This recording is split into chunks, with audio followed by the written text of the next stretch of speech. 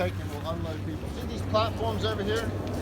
See the handrails? There's a platform here, a platform there, because what? Okay, let me talk.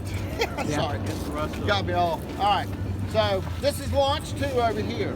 All right, what you see over here, you see a couple of platforms. So those are evacuation platforms. If for some reason the train valleys over here and won't come home, we can unload people very easily. Just walk down the steps, and then we come out that gate right there. We go in that gate right there, and that puts you right back in the queue. Here we go. Now it accelerates. Yeah. Yep.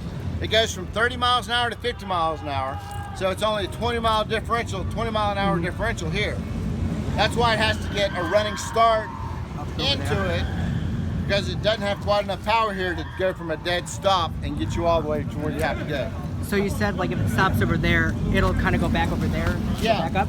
What'll happen is if it stops over here, it'll back it up, and it'll back it up that hill right there. It'll kind of throw it out there, so you come into it, so you get a running start at the launch, and then it'll take you all the way through. I see. Yep. And it accelerates you a little bit faster than normal because you're not coming in at 30 miles an hour, but you still have to exit at 50. So you come into it maybe 10. So instead of going 30 to 50, you're going 10 to 50. So it's a wild ride. It's pretty fun. Is that where you did your rollback right there? Yeah. Yep. Yeah, you end up going up to about that first column connection right there at the top. Oh yeah. Right underneath the loop right there, and then you roll back. Yep. And then, yes. Does it lose what? Yeah, it's all, yes. Once it leaves the launch, it's all gravity. So anytime that you're climbing, you're going to lose a little bit of speed, a little bit of momentum. Yes. Okay. I have a question. Yeah. What if it rolls back into the barn? Is there like a way to get out there and restart it? Yes, there is. If on the side, if you ride into the barn, on the right-hand side as you go in, you'll see a little gate and a control platform right there. So what happens, the operator comes down, they can launch you from the barn. That's not an automatic relaunch. So. We noticed yesterday on one of the trains it feels like one of the wheels has that flat spot on it. They probably changed it last night then, or this morning. Yeah. If it does, right. Right. That'll happen every now and again, and they'll usually catch it on the morning inspection unless it's really bad and the operator's reported. Then we'll take the train off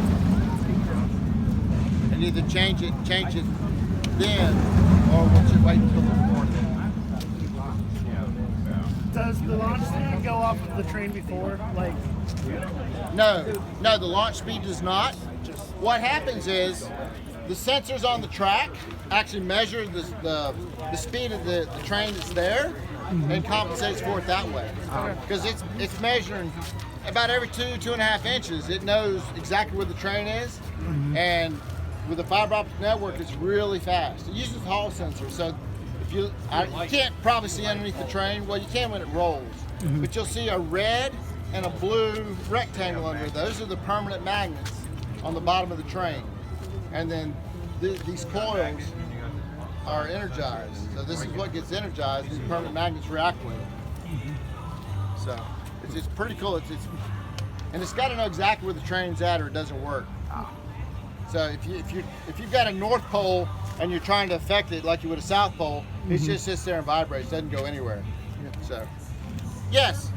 What are with the little individual little fins if they're every so often? Do you know? That is the Hall sensor. That's actually the sensor that tells you where the train is. Okay. So what he's talking about is the little. If you look up here, you'll see a gap between some of these, and then you'll see a small fin that looks like a small book, right? Oh, yeah. That's the Hall sensor that actually measures the position of the train. Okay. And a Hall sensor is a magnetic sensor. Any other good questions, or even bad ones? I'll answer bad ones too.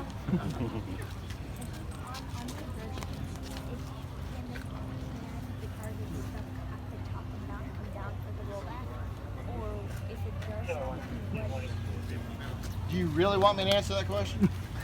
Does your dad really want me to answer that question? Sure. All right. So the question was, what happens if the train gets stuck in an inversion? Does it come back down? Does it roll back down, or does it just get stuck there? Well, most of the time, and this is not going to happen here, because when you do maintenance and you listen to the train every time it goes by and what you're doing, as long as you don't hear anything that's unusual, the train will probably be okay. The only way it can get stuck like that is if you have a wheel like come off or some catastrophic thing like that, an axle break or something like that. But we do enough maintenance and NDT work on these trains every year that that's not supposed to happen. That would be very unusual. And we do have lifts here to get you down if that were to happen. Yes, we can get you out of that train. And if that happens, we're going to call the fire department to come help us. And it'll be all over the news. It will, yes, but it'll be okay. You shouldn't worry about that, though. We're really good at our jobs. I know. We really are. And see, my daughter's 15, and she rides everything out here. So if my daughter can ride it, I feel comfortable with you riding it, because I'm a firm believer, if you work on it, you ride it. And if you don't have kids, you pretend you do, and you pretend your kids are going to ride it. Or your friends' kids, or grandkids, or great-grandkids, or however you want to do it. Wife, cousins, nephews, and that's our philosophy here. One big happy family. If you're gonna work on something, you're gonna put your family on it. And if you're not comfortable putting your family on it, then you don't need to work here. We're your family, Steve. What's that? We're your family. There you Yeah. go. Y'all are more than welcome to ride all you want. All right. We're gonna go back down here, and I'm gonna take you through the back area that nobody gets to see. Well, if you're on the ride here, but this is our haunt warehouse, and our Winterfest warehouse is where it was. It's actually back where the Thunder Road Station used to be. Oh, yeah. For those of you that remember that, I'm going to take you back to where the Thunder Road Station was and let you look back up at the ride from a different perspective.